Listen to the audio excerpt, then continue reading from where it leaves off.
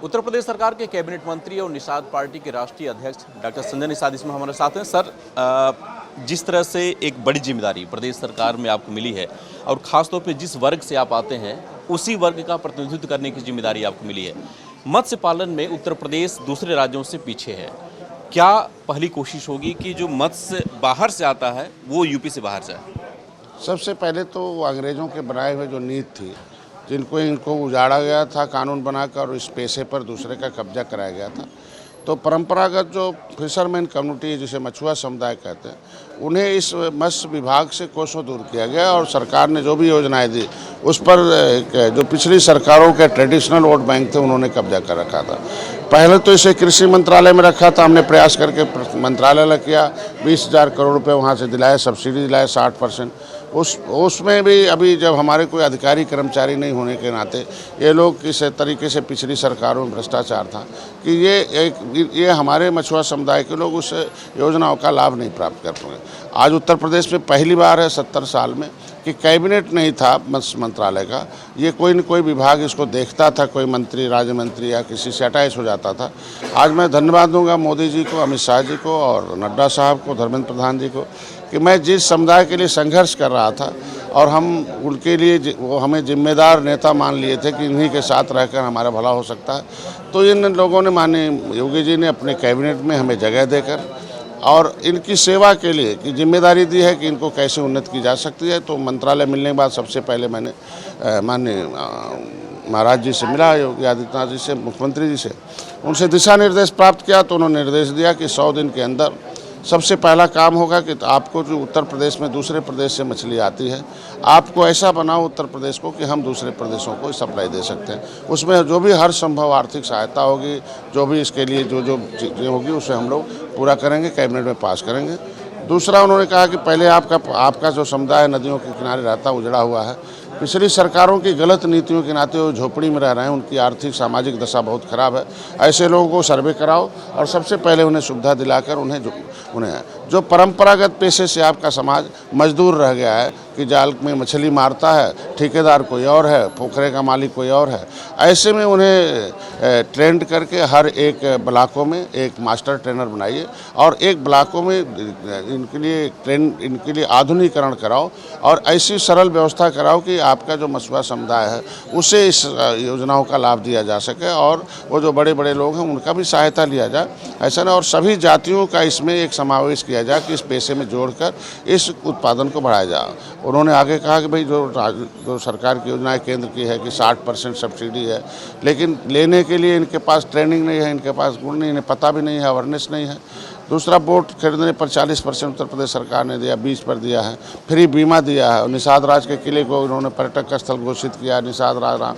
तो ऐसी स्थितियों में उन्होंने कहा इसका इनकी बैठक करके 100 दिन का एक प्रोग्राम बनाओ और 100 दिन के प्रोग्राम में हर हफ्ते समीक्षा करके और इस पर जो इसमें कमियाँ, एक तो बहुत बड़ी कमी थी इसमें कि इसमें 5 विभाग है, फेडरेशन है, निदेशालय है, फिर सहकारी समितियाँ हैं, मत्स्य कल्याण बोर्ड है, फिर मत्स्य विभाग है, तो ये अलग अलग लोगों के काम थे। तो उससे महाराज जी से मैंने कहा, मुख्यमंत्री जी से, तो उन्होंने कहा नहीं, उसे एक टेबल पर लाया जाएगा जिसे इन्हें लाया जाएगा और इनके लिए जो भी हो सकता है, इनके उत्पादन बढ़ाना है, इनको रोजगार से जोड़ना है और इनके जो परंपरागत जो मछुआ समुदाय हैं उसमें कोशिश किया जाएगा इस समुदाय को योजनाओं का लाभ दिया जाए। आपने क्या टारगेट सेट किया? कितने दिनों के अंदर आपको लगता है कि जो परिवर्तन की बात आप कर रहे हैं हो जाएगा? और यूपी में हालांकि अब तो मंत्रियों को ही प्रेजेंटेशन देना अपने कार्यों का, तो कितना बड़ा प्रेजेंटेशन आप 2 या 3 महीने के अंदर दे पाए? अब उन्होंने 100 दिन का रखा और हर हफ्ते हम लोगों को उस पर समीक्षा करना। जिस दिन मैं माननीय मुख्यमंत्री जी से मिला उसी दिन शाम को सारे अधिकारियों को बुलाया था। अब बुलाने के बाद उसमें 29 पॉइंटों पर विचार हुआ है कि जो कमियां हैं उसे सुधार किया जाए और क्या कर सकते हैं जिससे हम बेहतर हो सकते हैं। तो उस पर सारे चीज़ों पर प्रमुख सचिव से भी, विशेष सचिव से भी, निदेशक के जो अध्यक्ष थे, बोर्ड थे, जो उसमें फेडरेशन के लोग थे, सारे लोगों को किया गया और उस पर एक प्रोजेक्ट बन रहा है जिसे हम 2-3 दिन में माननीय मुख्यमंत्री जी के सामने पेश करेंगे और हमेशा हर हफ्ते हम करके टारगेट देंगे और हम वादा करते हैं सरकार से और जनता से भी कि जो हमें जिम्मेदारी मिली है कि अगर दुनिया में मछुआरे थे, जब निषाद राज का राज था तो दुनिया में 3 रुपये में 1 रुपया हमारा चलता था, जीडीपी ग्रोथ बहुत अधिक था और हम दुनिया को खिलाते जिलाते थे। तो उत्तर प्रदेश का मत्स्य विभाग में जीडीपी ग्रोथ हम 1 नंबर पर करके दिखाएंगे। मेरे जीवन का उद्देश्य ही रहा कि जो भी काम मैं करता हूँ उसे 1 नंबर पर करके दिखाऊँ। अगर उत्तम प्रदेश बनाया जा रहा है तो उसमें मत्स्य मंत्रालय 1 नंबर का मंत्रालय होगा, और जो लोग कहते हैं उपेक्षित मंत्रालय है तो लोग कहेंगे ये उपयोगी मंत्रालय है, सबसे बढ़िया है। इसी के लिए सारे लोग कहेंगे नहीं ये बहुत अच्छा मंत्रालय। और मेरे देखने से इसमें ढेर सारे अवसर हैं, उस अवसर को लोगों ने सदुपयोग नहीं किया, दुरुपयोग किया है। तो हमने अपने अधिकारियों से कहा भाई जो अवसर मिला, अपने कार्यकर्ताओं से कहा है कि ये मत्स्य मंत्रालय हमें जो मिला ये अवसर है, इसका सदुपयोग करो और सदुपयोग करके सफल होने का काम करो, हमारा साथ दो, हम निश्चित रूप से आप लोगों को रोजगार का साधन देंगे। इस डॉक्टर साहब ये है कि निषाद राज की आप बात करें, 5 तारीख को प्रयागराज में एक बड़ा कार्यक्रम आप करने जा रहे हैं उनकी जयंती पर। समाजवादी पार्टी ने भी तमाम जितने भी प्रदेश के जिले हैं, जिलाध्यक्ष से लेकर के और सेक्टर प्रभारी तक को लेटर लिखा है कि निषाद राज की जयंती मनाई जाए। तो क्या लगता है कि आपसे प्रभावित हो गए हैं वो, या फिर अब उनको लग रहा है कि निषादों की शक्ति जो है पहचान गए हैं वो और उनको अब सम्मान देना शुरू कर दिया? जैसे अभी नॉन पॉलिटिकल जातियां थी निषाद जो है, और इस मछुआ समुदाय को लोग कम आंकते थे, और ये विभिन्न उपजातियों में बटा था, केवट, मल्ला, बिंद, कश्यप, कहार, सुरैया, कुलवट, चाइर, एकवार, बातम। तो ये उपजातियां थी और इनके साथ और छोटी छोटी जातियां जुड़ी हुई थी। तो इन्हें समझते थे सब अलग अलग हैं, और ऐसे टुकड़े टुकड़े में बांट कर इनको झोले में भर के पौवा पिलाओ और वोट ले लो। तो आज के दिन में इनके अंदर अब आ गया कि नहीं, हमें पौवा पैसा नहीं चाहिए, हमें पावर चाहिए, और पावर जब मिलेगा सरकार के साथ रहेंगे। तो उन्होंने हमारे पर विश्वास किया, और जैसे निषादों ने कांग्रेस का बटन छूना बंद कर दिया, देखो कहाँ चली गई। जिस तरीके से हाथी छूना बंद कर दिया, इस बार अब साइकिल छूना। अब उनको लगता है कि नहीं हमें नेता नहीं चाहिए, हमें नीति चाहिए। नीति नेता नहीं बनवाता है, नीति जो है वो सरकार बनाती है, और सरकार के साथ रहना चाहिए। तो ये हम समझाने में सफल हो गए, और इसीलिए आप देखे होंगे कि उत्तर प्रदेश में एक मुश्त वोट मछुआरों ने देकर भारतीय जनता पार्टी की सरकार बनाई। तो अब लोगों को लगता है कि नहीं, निषादों को रिझाया जाए, उन्हें अपने तरफ लाया जाए, खुश किया जाए। जैसे तो अगर मैं कहता हूं कि निषाद राज के प्रति उनका प्रेम था ही, तो 4 साल उनकी 5 बार सरकारें थीं, और 5 बार मैं लेटर लिखते रहा कि निषाद राज के किले को सुंदरीकरण करा दिया जाए, उसे पर्यटक स्थल घोषित करा दिया जाए, उसमें 2-4 ईंट रखवा दिया जाए। हम 18% आबादी है, उतना हमारा बजट हमें न दिया जाए, लेकिन हमारे लोगों को दिया जाए। हमारे लोगों को तालघाट नदी दे दिया जाए, ये भूखों मर रहे हैं। इनका पैसा जो परंपरागत था छीन लिया गया अंग्रेज़ों के द्वारा, और जो बचा खुचा था आप छीन लिए, आपका सचिव छीन लिया।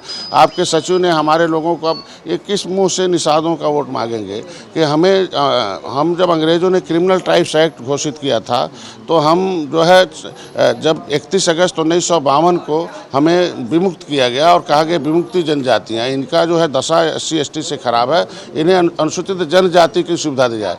तो केंद्र सरकार ने हमें लिखा था उत्तर प्रदेश में कि मछुआरों के बच्चों को अनुसूचित जनजाति की पढ़ाई में सुविधा है, जब पढ़ेंगे तो नौकरी ले लेंगे। इनकी सरकार आई थी जो है, तो इनकी सरकार आई थी। के मोहन राव जो था सचिव था, उसने हमारे अनुसूचित जनजाति की सुविधा छीन ली, कहीं पिछड़े हैं। तो ऐसे में जब किसी की शिक्षा छीनी जाती है, किसी का साधन संसाधन छीना जाता हो और सरकार आंख मूंदती हो। मैंने मुलायम सिंह से मिला था इस बात को लेकर कि मेरे समुदाय का शिक्षा छीन रहे, ये बहुत ख़राब है। तो उसके बाद हमने आंदोलन किया, हमने कहा मझवार उपजातियाँ हम लोग हैं, हमें क्यों पिछड़े में आप डालते हो। तो ये सारे लोगों ने ध्यान नहीं दिया, और नया ध्यान देने के नाते हमें पार्टी बनाना पड़ा। फिर एक बार ये अलग अलग थे, सपा बसपा अलग अलग थी कि कोई पिछड़ों के नाम पर, कोई अनुसूचित जात के नाम पर नुमाइंदगी करती रही। तो हमने कहा चलो ये अच्छे नेता, इन्हें जोड़ा जाए। 2017 में चुनाव लगा, ख़त्म हो गया। 2018 में आपने देखा गोरखपुर, फूलपुर, कैराना। लेकिन फिर अपने हिसाब से कि इन्हें पिछड़ों से न कोई मतलब है, न इन्हें निषादों से कोई मतलब है। मतलब क्या है, 2000 जो चंगू मंगू इनको है लखनऊ के, वही इनके हीरो हैं, बाकी जनता जीरो है। वही हाल हाथी की है। तो ये दोनों लोग अब वो 2000 जो चंगू मंगू थे, वो इस समय धाराशाही हैं, वो काम नहीं आ रहे हैं। तो इनकी आंखें खुल रही हैं कि भैया हमने किसको छोड़ रखा है, उसके तरफ जा रहे हैं। लेकिन निषाद राज का जन्म जो था वो चैत्र शुक्ल पंचमी को था, जो 6 तारीख को है।